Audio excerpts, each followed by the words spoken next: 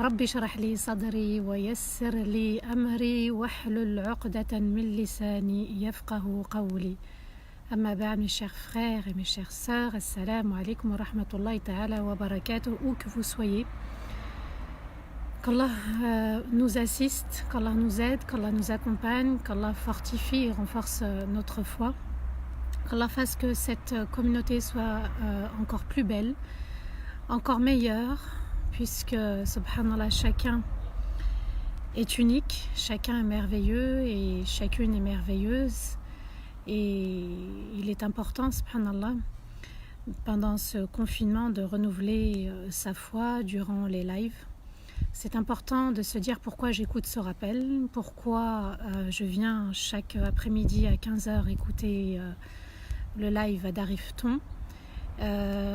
Renouveler sa foi, renouveler son cœur, renouveler sa sincérité permet de mieux avancer, de toujours se remettre en question et de se dire aussi: Allah me voit, Allah m'entend et Allah sait tout. Voilà. On continue, Inch'Allah, la 4e partie de Surat al-Fatiha bi'idnillah. Ensemble, nous avons vu l'importance de la basmala. Donc c'était une baraka, c'était un khir d'Allah. On demandait l'aide d'Allah en récitant cette sourate et puis aussi en récitant le Coran. Bismillah, elle doit nous accompagner dans notre quotidien. Bismillah, ce rappel va commencer avec l'aide d'Allah Azza wa Jal. Et ensemble, nous avons vu aussi l'importance du hamd, c'est-à-dire la reconnaissance, l'admiration, l'amour d'Allah. C'est une formule qu'Allah s'est attribuée, c'est une formule qu'Allah a choisie pour lui. Alhamdulillahi Rabbil Alamin. On a défini ensemble ce que signifie Rabbil Alamin. On a parlé aussi, on a évoqué la rahma d'Allah, puisqu'il est Ar-Rahman et il est Ar-Rahim. Ça signifie qu'il est bienveillant envers nous avec excellence. Quand on dit qu'Allah est excellent, quand on dit qu'Allah il est parfait, ça signifie qu'il ne se trompe jamais. Et ça, il faut l'intégrer, et ça, il faut l'ancrer dans la foi. Allah est excellent, Allah est magnifique, Allah est merveilleux, Allah est unique. Allah, par son excellence et sa majesté, ne se trompe jamais. Il n'y a aucune erreur. Allah est au-dessus, excusez-moi. Allah est au-dessus. Allah est au-dessus de toute imperfection, de tout défaut, de toute erreur. Allah ne commet aucune erreur. Et quand on est convaincu de ça, eh bien, on arrive à traverser n'importe quelle tempête. Pourquoi ? Parce qu'on a confiance en Allah, il est l'excellent, il est au-dessus de toute imperfection. Alors on va ensemble étudier le verset où Allah dit qu'il est Maliki Yawmiddin. Alors on peut dire Maliki Yawmiddin avec le med après le alif, après le mim, pardon. On peut dire Maliki Yawmiddin. On peut dire Malik Yawmiddin. On peut dire Maliki Yawmiddin et on peut dire Malaka Yawmiddin. D'accord ? Donc ça fait partie des règles du tajwid, mais c'est bien de le savoir un petit peu. Voilà, juste pour un petit savoir. Malik Yawmiddin, donc le roi du jour du jugement. On va détailler ce verset. Vous allez comprendre aussi l'importance de Surat al-Fatiha. On a ici avec le basmala, avec Alhamdulillahi Rabbil Alamin, Ar-Rahman Ar-Rahim, et vous allez voir, Inch'Allah, la rahma qu'Allah a accordée dans ce verset, dans Surat al-Fatiha. Surat al-Fatiha, je le répète, c'est une lumière qui est descendue pour la première fois sur Rasulullah sallallahu alayhi wa sallam, et elle a été descendue. Cette sourate a été révélée par un ange de manière exceptionnelle. Ce n'était pas Jibril qui est venu, mais un ange qui est descendu pour la première fois avec des versets magnifiques et les derniers versets de Surat al-Baqarah. El-Malik est celui qui gère son royaume comme il le souhaite. El-Malik, c'est celui qui possède le royaume, qui gère son royaume comme il le veut. Quand on a accepté ça, quand on a compris ça, quand on médite bien ce verset, ce nom d'Allah El-Malik, eh bien on accepte tout. on est dans un grand tawakkul. On fait entièrement confiance en Allah et on se soumet entièrement au Créateur. Al-Malik ou Al-Malik, c'est celui aussi qui ordonne et qui interdit. Donc c'est lui qui a établi des règles dans la vie, des lois universelles, un code de vie. C'est lui qui a choisi cette façon de faire et d'être, alors on se soumet entièrement. Donc c'est celui qui ordonne. Allah a légiféré des actes obligatoires. Allah a légiféré des actes interdits à ne pas transgresser. Il a choisi par lui-même ce qui était permis, autorisé, licite, et ce qui n'était pas permis, qui n'était pas autorisé et qui était illicite. Allah est le roi du jour du jugement et tous les jours qu'il a créés lui appartiennent. On est lundi, c'est un jour qui lui appartient. Hier on était dimanche, c'était un jour qui lui appartenait. Et les jours qui vont suivre, ce sont tous des jours qui lui appartiennent. Alors pourquoi Allah Azza wa Jal va parler que du jour du jugement? Eh bien tout simplement pour nous dire que ce jour est immense. Que le jour du jugement, où on va rendre des comptes, le jour de la balance, où Allah va peser les œuvres de chacun, les bonnes œuvres et les mauvaises, et il va accorder une rétribution. Et ça sera un jour tellement important, tellement magnifique, qu'il va falloir s'y préparer. Donc, qu'est-ce qu'Allah Azza wa Jal veut nous dire? Préparez-vous pour ce jour-là. Et dans chaque salat, dans chaque raka'a, je me souviens, je me connecte avec l'au-delà et je me souviens, si je médite bien, que je vais rendre des comptes le jour du jugement, le jour du rendez-vous, le jour de la rencontre, le jour du rassemblement, le jour de la résurrection, le jour aussi ad-dayn. Vous savez, en arabe on dit ad-dayn, la dette, le jour des dettes. J'ai une dette. Est-ce que je vais pouvoir me racheter ou pas? Donc vous voyez que Allah a placé sa rahma dans cette sourate en nous disant chaque jour il y a un jour important, ne l'oubliez pas, il y a un jour des comptes, il y a un jour du rassemblement, il y a le jour de l'enfer ou le jour du paradis, à vous de choisir. Il est important et nécessaire de s'arrêter à chaque verset un petit laps de temps, quelques secondes, et de méditer sur le verset. Nous, on va trop vite. On récite première sourate, donc sourate al-Fatiha. Ensuite, on enchaîne avec la plus simple des sourates, sans méditation, sans se poser, sans comprendre. Alors, on peut être francophone, sans être arabophone, on peut connaître un petit peu la langue arabe, mais l'utilité justement du tafsir, de l'explication, elle est là. C'est que moi, je suis en train de vous expliquer l'importance de chaque verset, de vous apporter des clés pour bien comprendre. À vous de réécouter les lives, s'il vous plaît. À vous de prendre des notes. Mashallah, il y en a qui ont des cahiers et qui notent, subhanallah. Alors peut-être vous ne voulez pas noter maintenant, mais reprenez les lives et notez après. Tout ce que je suis en train de dire, s'il vous plaît, réécoutez-le plus tard. Une fois, ça ne suffit pas. Il va falloir se plonger dans Surat al-Fatiha et savourer les merveilles de cette sourate. Donc, il est important de se concentrer, de rester concentré dans Salat. Et ça, c'est un des moyens pour rester concentré dans la prière. Le jour commence, normalement, par le lever du jour, avec le Fajr. Et il se termine donc avec le coucher du soleil au moment du Maghrib.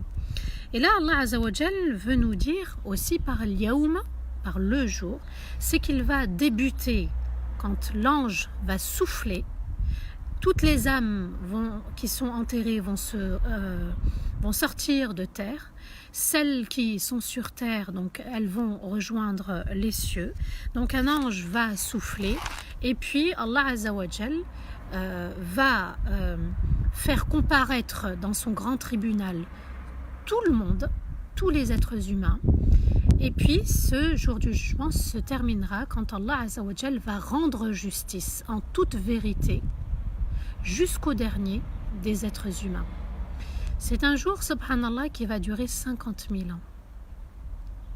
À nous de nous préparer dès maintenant pour que notre jugement soit facile et qu'il ne soit pas pénible et douloureux. Il est Malik Yawmiddin car ce jour il sera le seul roi.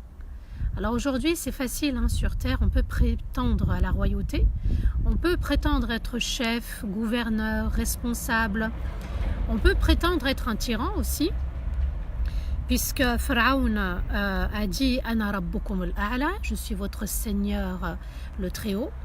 Quant au Namroud, avec l'histoire d'Ibrahim, il lui a dit « Ana uhyi wa umit » moi je fais vivre et je fais mourir. Donc il a libéré un prisonnier et il a tué un homme. Donc c'est de cette manière qu'il a dit « Je fais vivre et je fais mourir ».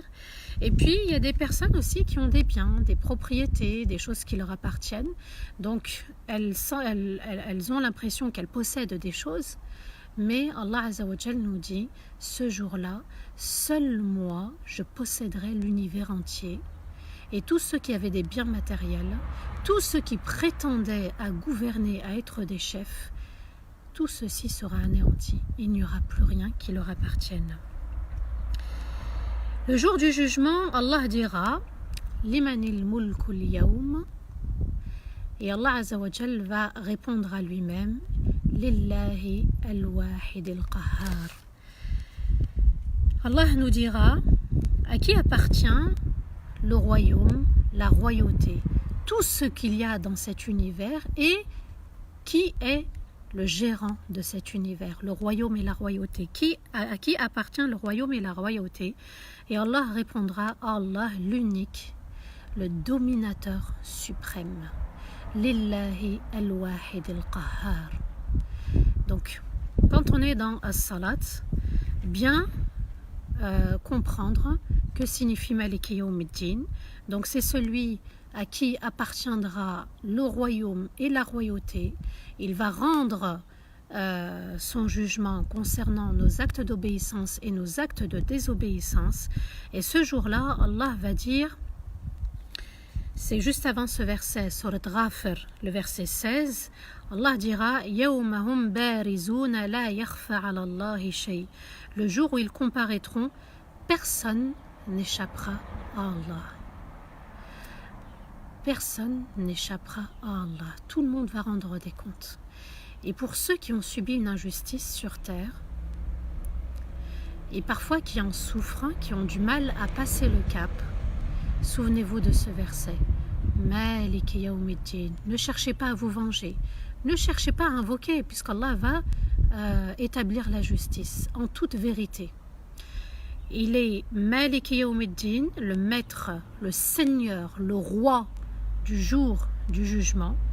Le jour où ils comparaîtront, personne n'échappera à Allah. Allah fera sa justice. Allah est juste, Allah est sage, Allah est pardonneur, Allah est miséricordieux. Vous savez les deux noms d'Allah, Al-Wahid Al-Qahhar, le verset. Al-Wahid Al-Qahhar, dans le verset on trouve Al-Wahid Al-Qahhar. Ces deux noms ont été mentionnés dans le Coran 6 fois. Donc, vu son importance, subhanallah, puisque Allah Azza wa Jal, c'est lui qui domine sur tout l'univers entier. Et parfois, quand on a du mal à dominer son ego, c'est bien de méditer, de se rappeler, de répéter aussi Ya Qahhar, Ya Allah, toi qui domines tout, tu as la domination suprême, aide-moi à dominer mon ego. Et on est en période de confinement, subhanallah, et les égos, on a du mal à les dompter, à les gérer, à les purifier. Et ne vous laissez pas prendre par votre ego. Revenez à ce verset, répétez-le. Maliki Yawmiddin. Ou bien Lillahi al-Wahid al-Qahhar. Limanil mulku al-yawm lillahi al-Wahid al-Qahhar. Limanil mulku al-yawm lillahi al-Wahid al-Qahhar. Jusqu'à ce qu'Allah fasse descendre sa rahma et son apaisement. On avait dit, on le répète plusieurs fois, Allah Azza wa Jal dit وَنُنَزِّلُ مَا فِي الْقُرْآنِ وَنُنَزِّلُ مِنَ الْقُرْآنِ مَا هُوَ شِفَاءٌ وَرَحْمَةٌ لِلْمُؤْمِنِينَ. Et nous faisons descendre de ce Coran un moyen de guérison et une rahma pour les croyants. ma huwa shifa'un wa rahmatun lil mu'minin. Donc parfois répéter certains versets vont guérir et soigner notre âme. Répéter, répéter, répéter jusqu'à ce que l'âme soit apaisée. Allah Azza wa Jalla nous dit dans Sourate Sad, le verset 65, Qul innama ana mundirun wa ma min ilahin illa Allah al-wahid al-qahhar. Dis certes, je ne suis qu'un avertisseur, il n'y a aucune divinité autre qu'Allah, l'unique, le dominateur suprême. Alors pourquoi j'ai repris ce verset, subhanallah, de Sourate Sad? Tout simplement parce que, actuellement, on est en train de faire une grande remise en question, une purification de notre âme, de se débarrasser de ses défauts. Et chacun connaît ses défauts. On ne se voile pas la face, on les connaît très bien. On sait là où on faute, là où on doit s'améliorer. Alors améliorons-nous. Et Allah Azza wa Jal nous dit, il n'y a aucune autre divinité à part Allah. Il est l'unique, le dominateur suprême. Ça signifie quoi? Que, et je vous ai dit, parmi le shirk, parce que c'est le fait d'associer quelque chose ou quelqu'un à Allah Azza wa Jal, il y a le shirk caché. Nos passions peuvent faire partie du shirk. Donc il y a les passions et aussi nos péchés. D'accord? Avoir un penchant pour quelque chose qui nous éloigne, qui nous détourne d'Allah, ça peut être la cigarette, ça peut être l'alcool, ça peut être le fait de ne pas faire ses prières à l'heure, le fait de passer son temps à la télé, le fait de passer son temps à faire son ménage, à faire à manger, et puis négliger ses actes d'adoration, un programme spirituel. D'accord? Soyons vigilants. Il faut être juste envers soi-même et juste envers sa maison, envers les membres de la maison, et être juste envers son Seigneur surtout. Le dominateur, c'est celui qui t'aide justement à dominer ton ego. Il t'aide à dominer ton ego, il t'aide à dominer ton être par la purification de tes défauts. Il nous aide également à dominer notre ego dans nos œuvres, en parfumant nos œuvres avec de la sincérité, vouer son acte uniquement à Allah Azza wa Jal, ne rien attendre en retour de quelconque être humain, et puis aussi de dominer notre ego dans notre comportement. Il est important de se dire je dois donner le meilleur de moi-même, comme l'a fait Rasulullah sallallahu alayhi wa sallam, qui était une rahma. Donc nous aussi on a notre petit univers, notre petit monde, mais c'est Allah Azza wa Jal à qui appartient notre monde. Et mon foyer c'est mon monde, mais à Allah appartient ce monde. Il est Rabbul Alamin. Allah veut m'éduquer. Et dans mon éducation, il m'a dit ce chemin est à prendre et ce chemin est à laisser. Donc, je m'éduque au niveau de mon être. Je me purifie de mes défauts. Je me débarrasse de mes défauts. Je me purifie au niveau de mes œuvres. J'essaye, je fais tout pour justement avoir une sincérité vouée uniquement à Allah. Et je me purifie dans mon comportement. Voilà les 3 aspects qui nous est demandé au quotidien de gérer. Et il sera le roi sans contestation. À nous, subhanallah, de nous soumettre à la royauté et au royaume de notre Seigneur. C'est-à-dire que mon cœur, qui est mon petit royaume, je dois le soumettre à mon Seigneur. Mon âme, je la purifie constamment. Dans chaque acte, dans chaque parole, dans chaque geste, je revois mon intention. Je revois ma sincérité. Là, par exemple, il y a le live. Peut-être que la sincérité va changer. D'accord? Je partage. Mais est-ce que je partage pour qu'on dise à la partager ou je partage et j'ai fait une sadaqa pour Allah? Oui, ce sont des petits détails. Ça demande des efforts. Mais c'est important pour pouvoir progresser et avancer et qu'Allah nous pardonne. Oui, certes qu'Allah nous pardonne, ça n'est pas évident et Allah Azza wa Jal nous dit wattaqullah mastata'tum, mais craignez Allah du mieux que vous pouvez. L'être humain a été créé faible. Il a été créé faible pourquoi? Non pas pour qu'il reste faible, mais pour qu'il se purifie et qu'il se dit je ne serai fort qu'avec la force d'Allah Azza wa Jal. Donc on a besoin de revenir vers Allah, de lui témoigner de notre petitesse et de lui témoigner de notre humilité pour pouvoir avancer tous les jours. Le jour du jugement, le jour de la récompense, mais également le jour de la punition, puisqu'il va récompenser selon l'obéissance et selon la désobéissance de chacun. Et souvenez-vous, subhanallah, on avait commencé tafsir de Surat al-Fatiha par la basmala et on avait dit que cette basmala, le fait de dire Bismillahir-Rahmanir-Rahim avec l'aide d'Allah, l'infiniment miséricordieux dans son être et l'infiniment miséricordieux dans ses gestes, eh bien, subhanallah, cette formulation, eh bien, elle contient une baraka d'Allah, une bénédiction. Baraka veut dire le khair d'Allah, le bien d'Allah, mais de manière éternelle, qui dure. Et subhanallah, le croyant a besoin justement de la bénédiction d'Allah dans sa vie. On commence en fait Salat al-Fajr par dire Bismillah et mettez l'intention, mettons tous et toute l'intention. Ya Allah, j'ai démarré mon quotidien avec ton aide, par ton aide. Donc le croyant a besoin de la bénédiction d'Allah, de son aide, car tout est entre les mains du roi du royaume. C'est lui qui est le maître de son univers. Al-Malik, c'est qui? Al-Malik, c'est Al-Khaliq, le créateur. Donc revenir à ce nom, de se dire j'ai été créé par Allah. Donc si j'ai été créé par Allah, c'est qu'il attend quelque chose de moi. Al-Malik, c'est aussi Al-Mudabbir, c'est celui qui gère son univers entier. Donc je place ma confiance en mon Seigneur. D'accord? Donc c'est important de se dire que Allah Azza wa Jal, il est le roi, il a la royauté et c'est lui qui décide de tout et je dois me conformer à ses demandes. Allah est le roi et mérite entièrement qu'on lui témoigne notre admiration, qu'on lui témoigne de notre amour et de notre reconnaissance, et c'est pour ça qu'on dit Alhamdulillah, Alhamdulillahi Rabbil Alamin. Je fais exprès de répéter pour que ça soit bien ancré. Donc à chaque fois que je vais rentrer dans ce salat, je me dis c'est pour admirer mon Seigneur, c'est pour lui témoigner de mon amour par mon corps, par une gestuelle, mais une gestuelle qui est mesurée, une gestuelle qui est pesée, une gestuelle où il y a de la méditation et de l'humiliation et de l'amour et de la crainte. On se tourne vers Allah, on se réfugie auprès d'Allah, pas n'importe comment, mais de manière majestueuse auprès de sa majesté.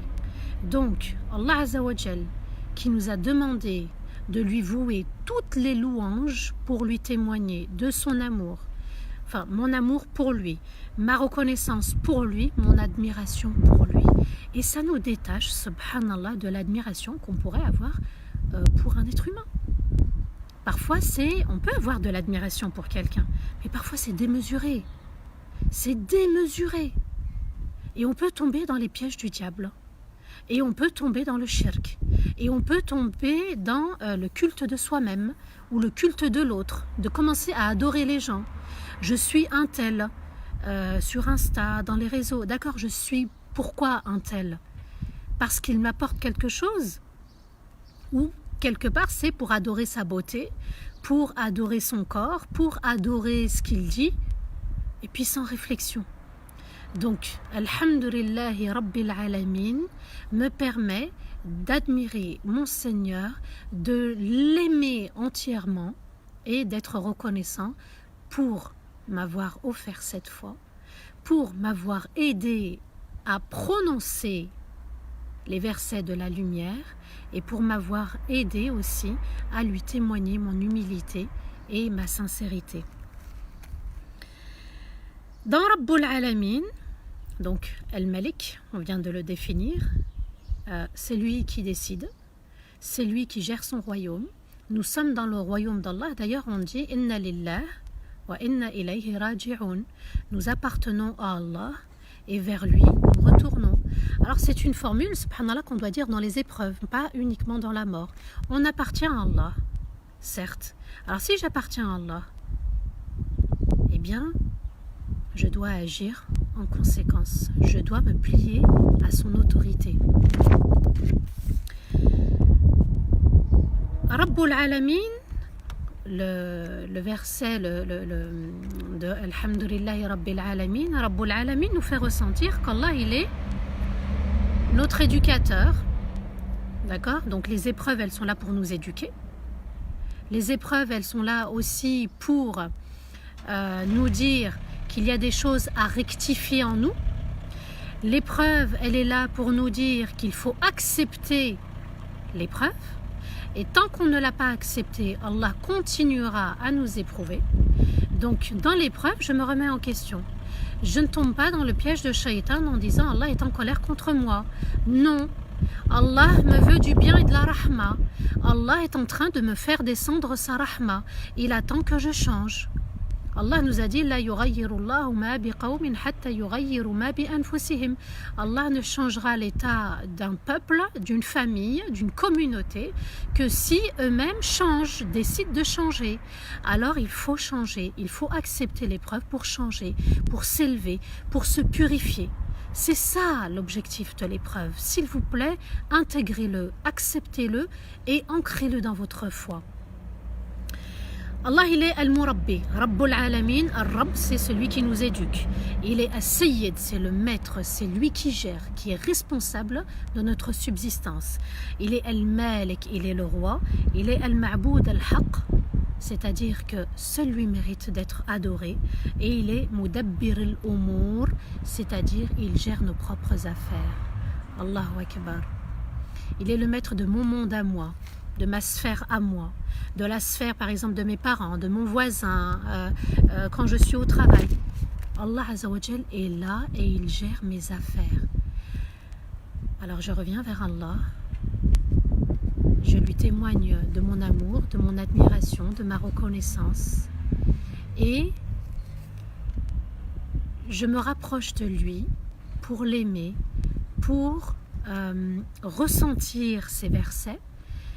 Et dans ce salat, quand je prends un moment, c'est un moment d'amour, d'admiration, de reconnaissance, où je me ressource, où je fortifie ma lumière auprès de la lumière d'Allah Azza wa Jal.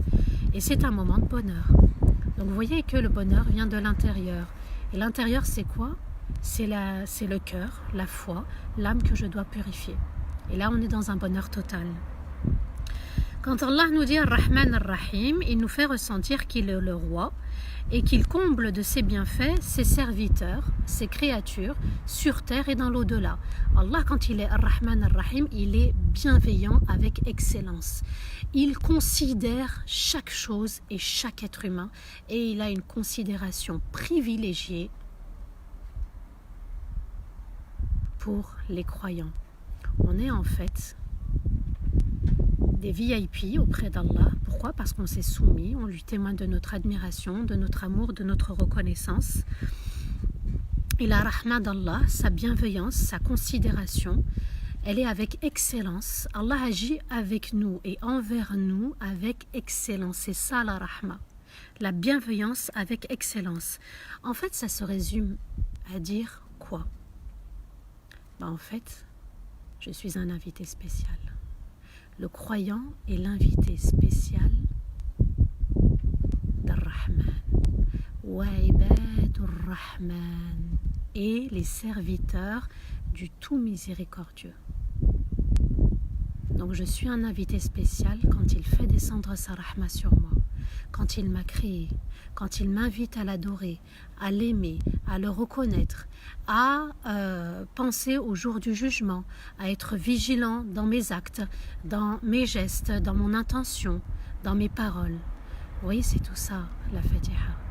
Alhamdulillah, Bismillahirrahmanirrahim, Alhamdulillahi Rabbil Alamin, Ar-Rahmanir-Rahim, Maliki Yawmiddin.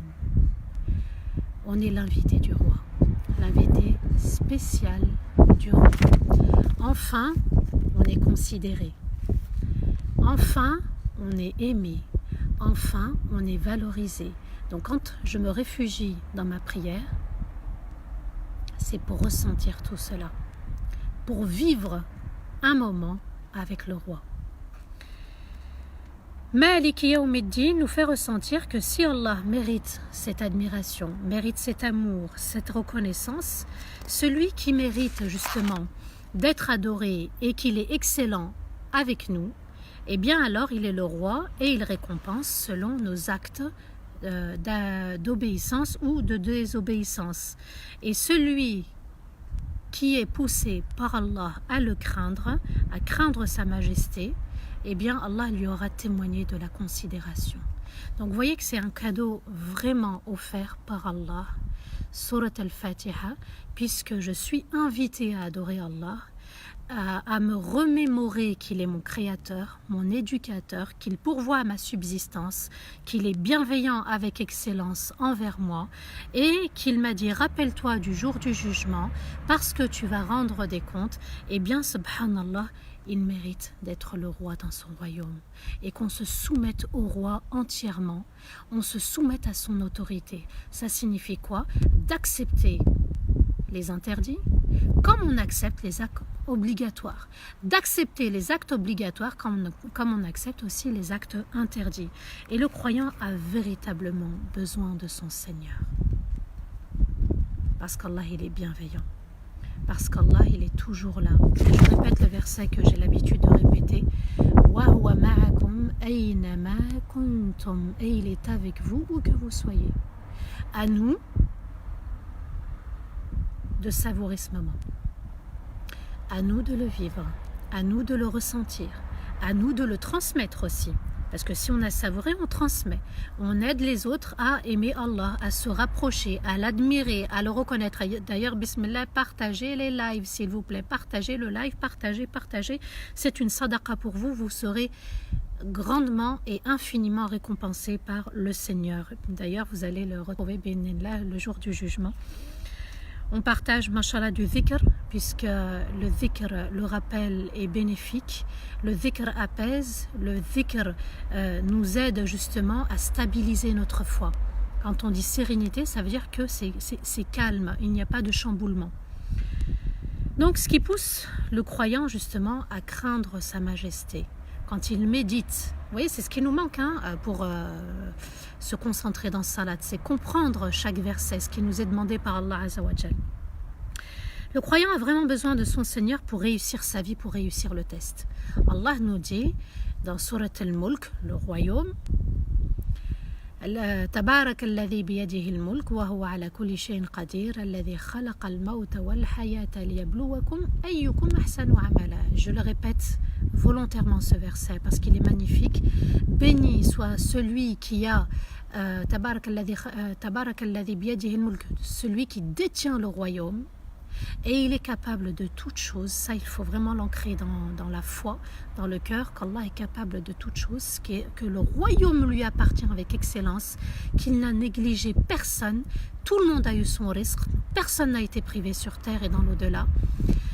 تبارك الذي بيده الملك وهو على كل شيء قدير الذي خلق الموت والحياة. Il a créé la mort et il a créé la vie pour vous tester lequel parmi vous sera le meilleur, tout simplement.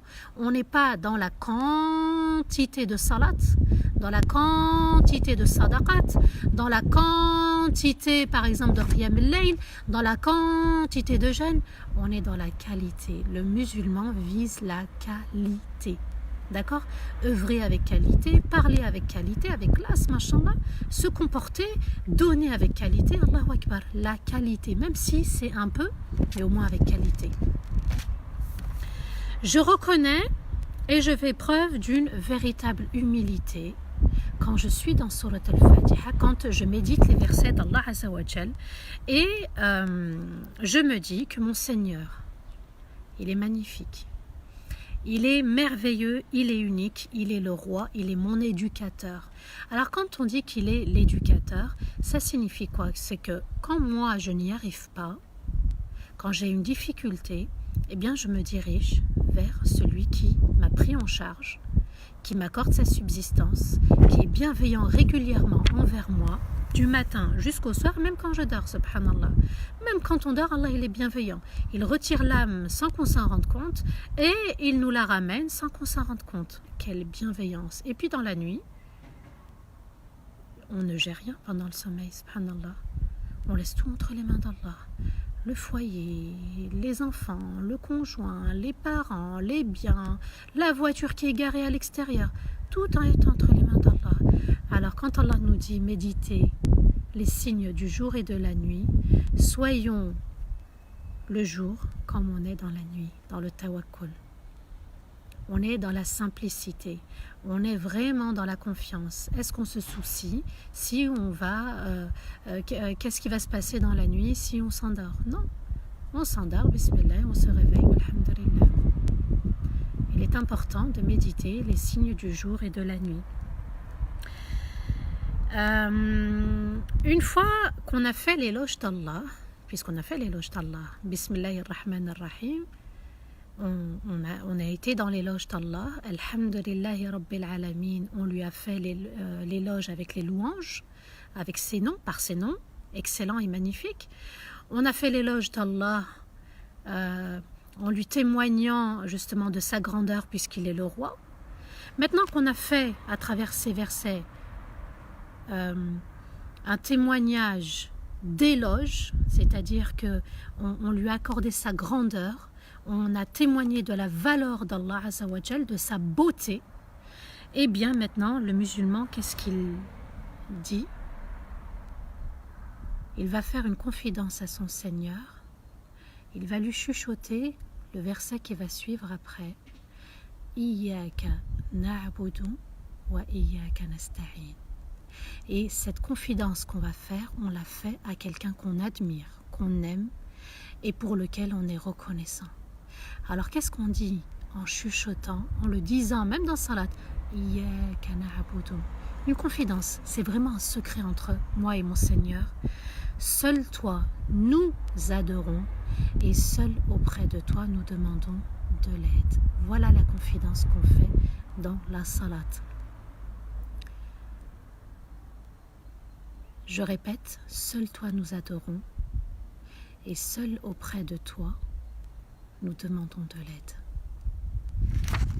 Quand je fais une confidence, je la fais parce que je témoigne de l'amour et cette confidence, il n'y a que toi et Allah à qui je la fais. Et subhanallah, j'ai décortiqué ce verset, Iyyaka na'budu wa iyyaka nasta'in. Et subhanallah, j'en ai extrait 15 points. Méditez-les, un par un. Alors, on était dans un style indirect. On parlait d'Allah dans un style indirect. Alhamdulillahi Rabbil Alamin. À Allah appartient toutes les louanges. D'accord? Et subhanallah, en arrivant à ce verset, Iyyaka na'budu wa iyyaka nasta'in, on s'adresse directement à Allah sans intermédiaire. On lui parle directement. Alors, quand on est dans ce verset, subhanallah, on s'adresse sans passer par quelqu'un. Ça signifie quoi? Que j'ai le droit d'invoquer sans demander à quelqu'un, s'il te plaît, fais-moi de doua. Chaque salat, je fais de doua. Mais je ne comprenais pas ce que je disais. Aujourd'hui, je comprends maintenant. Seul toi, nous adorons et seul auprès de toi, nous demandons de l'aide. Ça veut dire que à chaque unité de prière, à chaque fois que je vais réciter Surat al-Fatiha, j'ai demandé de l'aide d'Allah. J'ai supplié l'aide d'Allah. Deuxième vertu de ce verset, c'est que on est une seule personne à réciter, mais on va réciter ce verset et on va demander pour toute la communauté. C'est comme si on parlait au nom de toute la communauté. Je vais décortiquer, Inch'Allah, ce point un petit peu plus tard. Donc, non seulement je m'adresse directement à Allah, il n'y a pas d'intermédiaire, et je n'ai besoin d'aucun intermédiaire. En plus, en parlant moi-même, je parle avec toute la communauté, et ça c'est magnifique, d'où, subhanallah, ce rappel et qui sert à toute la communauté. D'accord? On fait partie de la communauté, il faut le ressentir dans Salat. Et puis ce verset, subhanallah, il témoigne d'une chose. S'il vous plaît, écoutez ce que je vais dire. Il témoigne de la fierté du croyant. Le croyant est fier par la petite shadda qu'il y a sur le ya. Iyyaka na'budu wa iyyaka nasta'in. Je suis fier, ya Allah, de t'adorer. Je suis fière, ya Allah, d'être musulman et musulmane. Je suis fière d'être croyant et croyante. Je suis fière et fière de faire partie de cette communauté. Je suis fière de te demander de l'aide et non pas de demander de l'aide à quelqu'un d'autre. La fierté du croyant, elle est dans ce verset. Alors, en dehors de salat, le croyant, il reste fier. Il n'a pas honte de sa religion. Il n'a pas honte de qui il est. Il n'a pas honte de comment il a été créé, de son physique. Il n'a pas honte de ses faiblesses. Mais il devrait avoir honte surtout de désobéir à Allah. Il faut replacer le curseur au bon endroit. Être fier de sa religion. Être fier de qui on est. De qui on adore. Par cette petite shadda, subhanallah, cette petite étoile sur le yel. Iyyaka na'budu wa iyyaka nasta'in. Et aussi dans ce verset, subhanallah, ce que j'ai pu extraire, c'est qu'on témoigne de l'amour à Allah. Quand on lui dit, Allah, je t'adore, nous t'adorons. Comme on peut dire à quelqu'un, par exemple, je t'aime, ça n'est pas la même chose si je dis à quelqu'un, je t'aime et seul toi je t'aime. Seul toi je t'aime. Tu es la seule, le seul dans mon cœur. C'est pas plus fort et magnifique? Alors qu'en est-il quand on dit à Allah, Iyyaka na'budu, seul toi nous adorons, seul toi nous aimons, seul toi nous admirons, seul toi nous reconnaissons sa grandeur et sa majesté. Vous voyez, subhanallah. Et puis, dans ce verset, on est en train de comprendre aussi, de réaliser que tout vient par l'aide d'Allah. Tout vient par l'aide de celui qu'on adore. Wa iyyaka nasta'in, seul auprès de toi, nous demandons de l'aide. Donc l'aide, elle vient uniquement d'Allah Azza wa Jal. Et également, il y a dans ce verset le lâcher-prise et le véritable tawakkul. Ya Allah, du moment que je t'adore, seul toi j'adore, eh bien, je suis dans le lâcher-prise parce que je sais que seul toi pourra m'aider. 7e vertu de ce verset, je suis comme Allah veut que je sois et au moment où il veut que je sois. Je prends l'exemple de Ramadan, eh bien, je vais me conformer à la demande d'Allah. Puisque je l'adore, quand c'est la période de Ramadan, c'est la période de Ramadan. Quand c'est la période de Salat, c'est la période de Salat. Quand c'est la période du Hajj, c'est la période du Hajj. Vous voyez, donc, au moment où Allah Azza wa Jal a défini des actes d'adoration, eh bien, je me conforme, j'accepte, je me laisse aller et je me réfugie auprès de mon Seigneur. 8e vertu, c'est que je reconnais mes erreurs et je demande de l'aide. On sait qu'on a fauté dans la vie, on sait qu'on a commis des erreurs, on sait qu'on a commis des péchés. Eh bien, on est en train de demander, Ya Allah, aide-moi, je n'arrive pas à arrêter telle et telle addiction face à tel et tel péché. Alors, Ya Allah, aide-moi. Et pour tout, que ce soit pour les relations familiales, les relations professionnelles, les relations amicales, les relations fraternelles, les relations avec le voisinage, toute forme de relation, je vais demander à Allah Azza wa Jal son aide. Et je répète, quand je suis dans la difficulté, Iyyaka na'budu wa iyyaka nasta'in, Iyyaka na'budu wa iyyaka nasta'in. Et souvenez-vous, le dhikr apaise. Ala bi dhikrillahi tatma'innul qulub. Allah nous pose une question, n'est-ce pas par le rappel d'Allah que les cœurs s'apaisent? Alors je répète ce verset pour m'apaiser. 9e vertu, je lui témoigne de mon humilité. Du moment que j'adore Allah Azza wa Jal, seul lui je l'adore et seul auprès de lui je demande de l'aide, eh bien je me sens tout petit vis-à-vis d'Allah Azza wa Jal, le créateur des cieux et de l'univers.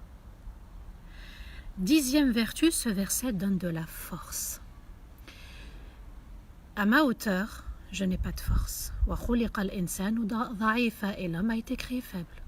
Mais si j'adore mon Seigneur, je l'adore et je lui témoigne, je lui reconnais sa force. Seul Allah, et avec Allah, j'aurai une force. C'est avec la force d'Allah pour l'adorer, pour me lever au Fajr, pour faire mes prières à l'heure, pour jeûner Ramadan. On va jeûner avec l'aide d'Allah, grâce à Allah, par sa rahma, et on va jeûner avec sa force. Peut-être qu'il va faire chaud, on va être sûrement, et peut-être, Allahu A'lam, confiné. Eh bien, il va falloir s'éduquer, éduquer notre ego par la force d'Allah. Ce verset donne de l'espoir car Allah est excellent dans sa grâce. comme il est Ar-Rahman, Ar-Rahim, il nous l'a dit un petit peu plus haut, eh bien quand il va nous aider avec excellence. Il est excellent dans son aide. Mais il suffit de demander. Et le prophète alayhi salatu wassalam nous a mis en garde. Il nous a dit, celui qui n'invoque pas Allah pour lui demander de l'aide, Allah sera en colère contre lui. 12e vertu, ce verset nous éduque à demander et à invoquer. D'accord? Je ne passe pas par un intermédiaire. Ça nous éduque à demander uniquement auprès d'Allah. Allah, il est parfait, il est excellent, il est au-dessus de tout. Il ne se trompe jamais, il ne commet aucune erreur, il n'a pas de défaut. Et quand il donne ça avec excellence, quand il reprend ça avec excellence, quand il accompagne ça avec excellence, quand il est bienveillant, c'est avec excellence, quand il considère ça avec excellence, quand il crée l'univers, c'est avec excellence. 13e vertu, on est dans la vie et en même temps on prépare l'au-delà. Et on se dit, Ya Allah, je ne préparerai l'au-delà qu'avec ton aide. D'où Malik Yawmiddin juste avant, de se dire que je renouvelle mon intention à chaque fois pour Allah parce que je peux dévier, je peux sortir du droit chemin et avec l'aide d'Allah, on est en train de préparer l'au-delà. 14e vertu, c'est que l'objectif de cette vie qu'Allah attend de nous, c'est l'adoration d'Allah et de demander son aide. Ça fait partie aussi de son adoration. Quand j'adore Allah, systématiquement, je lui demande son aide.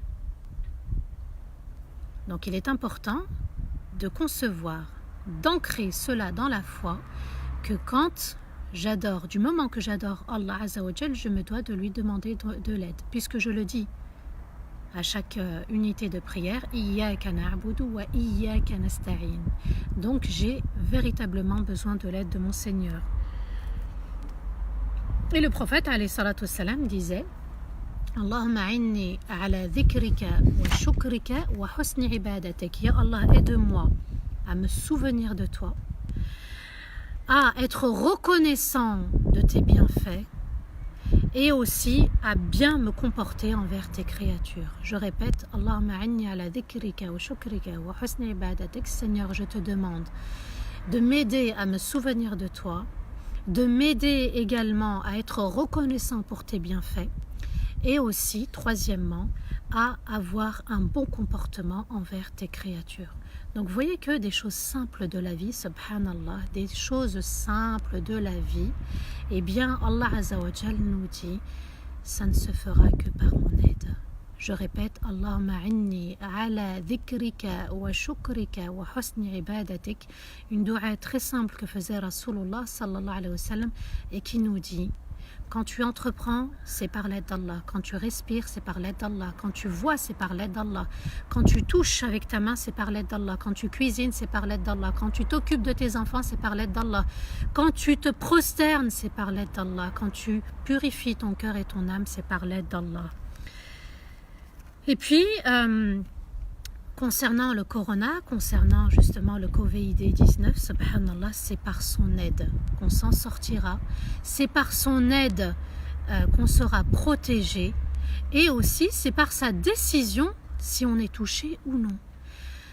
Un message fort, une pensée forte pour ceux qui peut-être nous suivent, qui sont routiers, le personnel médical, tous ceux qui contribuent justement, je les appelle les compagnons des martyrs, ceux qui accompagnent ceux qui vont nous quitter, puisque c'est la destinée de chacun. Si Allah l'a décidé ainsi, ça sera comme ça, subhanallah.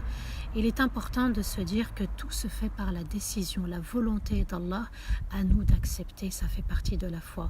Du moment qu'on a fait ce pacte avec Allah, de l'adorer, on lui demande son aide, et quand on lui demande son aide descend avec excellence. Et Allah sait ce qui est bon pour nous, ce qui est mauvais et qu'il faut éloigner.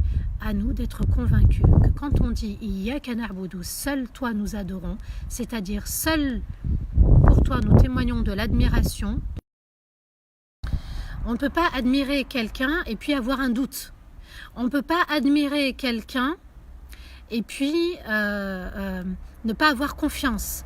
On ne peut pas admirer quelqu'un si on lui voit des défauts, on voit qu'il n'est pas intervenu. Là, c'est sa majesté qu'on adore, son excellence. C'est bien d'attribuer des noms à Allah comme ça, sa majesté, son excellence.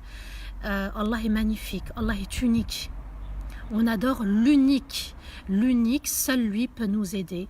Seul lui peut nous aider à fortifier notre foi, à être meilleur qu'hier. Je répète le hadith du prophète, alayhi salatu wassalam, Yadullahi ma'al jama'a, la force d'Allah est avec le groupe. Si on reste unis, soudés, si on accepte l'autre, eh bien, subhanallah, on devient une force. Arrêtons l'égoïsme, cessons de penser qu'à nous-mêmes, d'accord ? Il est important de se dire, je suis là aussi pour les autres. J'ai été créé aussi pour les autres, puisque, subhanallah, dans Iyyaka na'budu wa iyyaka nasta'in, il y a le nun. Iyyaka na'budu. On n'a pas dit Iyyaka na'budu, seul toi j'adore. Non, on a dit seul toi, nous adorons. Allah nous a inclus chacun dans la communauté. Allah nous a dit, tu fais partie de cette communauté et tu dois aussi être une rahma pour cette communauté, comme Allah est bienveillant envers nous. Donc vous voyez que le nun signifie quoi? Ce n'est pas que ma famille, c'est toute la communauté. La grandeur et la beauté de ce verset, Iyyaka na'budu wa iyyaka nasta'in, qu'est-ce que je dis? Ya Allah, je fais partie de la communauté de Rasulullah sallallahu alayhi wa sallam, la créature que tu as choisie pour nous en tant que modèle, et on fonctionne comme ça qu'avec des modèles. On a été créé comme ça, on fonctionne avec le modèle de Rasulullah sallallahu alayhi wa sallam.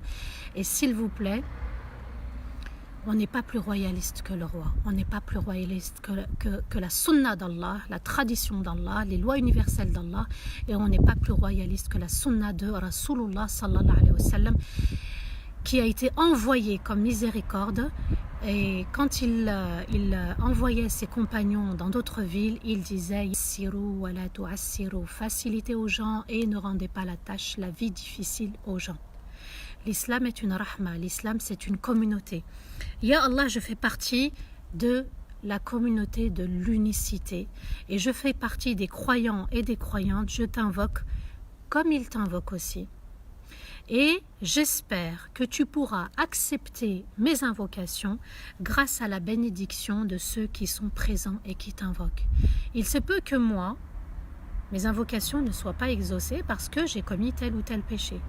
Mais subhanallah, le fait que j'invoque Allah et j'inclus tous les membres de la communauté, eh bien par la baraka d'Allah, par la bénédiction du fait qu'un autre ou une autre qui soit pieux ou pieuse, eh bien subhanallah, par sa belle action, par sa bonne action, par sa soumission, par son obéissance, par sa remise en question, par sa lumière, eh bien que je puisse bénéficier et puiser de cette baraka. Donc vous voyez que l'union fait la force. Iyyaka na'budu wa iyyaka nasta'in, c'est l'union, la force. Celui qui a choisi l'unicité d'Allah, celui qui a choisi d'adorer un Dieu unique, a choisi aussi de faire partie d'une communauté unique. À nous d'aimer son prochain, de penser à son prochain avant soi, à faire comme l'a fait Rasulullah sallallahu alayhi wa sallam. Il faisait passer, subhanallah, c'est un passage merveilleux de la sira de Rasulullah sallallahu alayhi wa sallam, avant même qu'il ne reçoive la prophétie. Il était enfant, il avait à peu près 13-14 ans. C'était la période où il va quitter donc la Mecque et il part pour le Chem avec son oncle et subhanallah, il y avait un moine qui lui a dit en chemin, fais attention à cet enfant. Et subhanallah, dans la sira du prophète alayhi salatu wassalam, on voyait que il inspirait la bienveillance, la douceur, et puis il laissait les autres manger, les enfants de son oncle, ses cousins, donc manger avant lui. Il voulait que les autres soient rassasiés et il se privait lui-même. Donc vous voyez, subhanallah, qu'il est important de se dire que quand je fais mes courses, je pense aux autres, quand j'ai un petit peu plus, je pense aussi aux autres, et puis quand je n'ai pas aussi, je pense toujours aux autres. C'est ce qui nous manque, et je pense que une des leçons de cette grande épreuve, c'est qu'Allah veut nous dire à un moment donné, soyez juste envers vous-même, soyez juste envers cette religion, soyez juste envers Allah et partagez. Puisque l'islam c'est Rahma, la Fatiha qui est une lumière, est un cadeau, elle est symbole de Rahma. C'est vraiment un trésor qui est descendu, c'est vraiment un cadeau d'Allah qui nous est parvenu.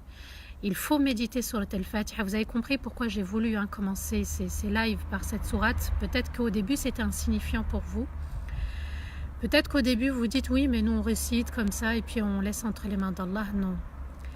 Allah nous a créés aussi pour savourer l'adoration. Allah nous a créés pour justement ne pas adorer machinalement. Il nous a créés aussi pour être ses serviteurs, des invités, ses serviteurs, mais de manière noble, de manière juste. Et le croyant, il partage. C'est pour ça que je vous dis partagez les lives. Wallah, c'est des sadaqat. Partagez. Parce que celui qui va partager va être reçu par un autre ou une autre et qui va être encore partagé. Mashallah, à la fin des lives, je vois, subhanallah, de 20 000 vues. Vous ne vous rendez pas compte. Partagez. Bismillah, c'est un moyen justement d'enrichir son compteur, de remplir son bagage, son sac de voyage pour rencontrer Sa Majesté avec aussi des accessoires qu'on a mis dans notre sac, mais des choses, subhanallah, vouées à Allah avec sincérité. Donc quand vous partagez, renouvelez. Quand vous venez écouter le live, renouvelez. On renouvelle tous, même moi, la première, on renouvelle son intention. Pourquoi on est là? Quand on est dans la remise en question, Allah fait descendre sa rahma. Et la baraka, elle dure. Le problème, par exemple, si je cite un exemple des couples, c'est qu'au début, peut-être l'intention, elle était vouée pour Allah. Mais comme on constate des crises dans les relations, eh bien, c'est là où je dis, il faut remettre son intention en question et de se dire, mais finalement, je me suis mariée pourquoi ? Est-ce que je me suis mariée pour assouvir mes besoins? Est-ce que je me suis mariée pour donner le meilleur de moi-même? Est-ce que je me suis mariée uniquement pour avoir des enfants? La routine, elle s'installe. Le prophète a parlé de la rouille du cœur. La rouille va s'installer à cause de nos péchés. Et les péchés, c'est quoi? C'est qu'on ne s'est pas purifié. Pourquoi? Parce qu'il n'y a pas eu de remise en question. Même dans les couples, s'il vous plaît, Allah hijazi, comme si vous êtes en crise, si vous rencontrez des difficultés, des épreuves, renouvelez votre intention. Hommes et femmes, je m'adresse aux deux. Même dans l'éducation de vos enfants, dans la relation avec les parents, en fait, pour qui, pourquoi je le fais? C'est ça la sincérité. Même dans mon entreprise, même à l'extérieur, je renouvelle mon intention. J'ai regardé quelqu'un, un homme ou une femme, le sexe opposé, je renouvelle mon intention, même si je me suis trompée, je suis tombée dans le péché, je renouvelle mon intention. Le musulman, il se purifie constamment. Même s'il a commis des erreurs, on a été créé pour ça, subhanallah. Le prophète nous dit, si vous étiez un peuple, une communauté qui ne commettait pas de péché, Allah vous aurait anéanti et il aurait fait venir un autre peuple qui commet des péchés. Commettre un péché, c'est pas le problème. Ne pas se purifier, c'est là le grave problème. Péché, istighfar. Je ne suis pas en train d'inciter à commettre des péchés. Je dis qu'il faut réparer, qu'il faut se purifier, que parfois il y a des blocages dans la vie, des obstacles. Pourquoi? Parce qu'il n'y a pas eu purification de l'âme, tout simplement. L'union fait la force. Par la force d'Allah Azzawajal, chacun est un invité spécial du miséricordieux. Quand il entre dans Salat, quand il récite Surat al-Fatiha, Inch'Allah, j'essaierai de vous donner aussi, bi'idhnillah, par la grâce d'Allah, des autres clés. Et je terminerai, Inch'Allah, mon rappel par un verset, le verset 87 de Surat al-Saffat, donc les rangs. فَمَا ظَنُّكُمْ بِرَبِّ الْعَالَمِينَ. Allah nous dit, et que pensez-vous du Seigneur des mondes? Quelle est votre opinion? Quelle est l'image que tu as d'Allah? Est-ce que c'est une belle image? Maintenant que je vous ai apporté toutes ces lumières, eh bien, l'opinion, l'image, la pensée qu'on a d'Allah, elle est en train de prendre une forme. L'image d'Allah, elle est belle. Allah est infiniment bon, infiniment généreux, infiniment doux. Il est infiniment excellent. Quand il donne, c'est avec excellence et bienveillance. Quand il donne, c'est pour considérer sa créature. À nous de le ressentir, de le vivre et de le transmettre. واستغفر الله لي ولكم. سبحان ربك رب العزة عما يصفون وسلام على المرسلين والحمد لله رب العالمين.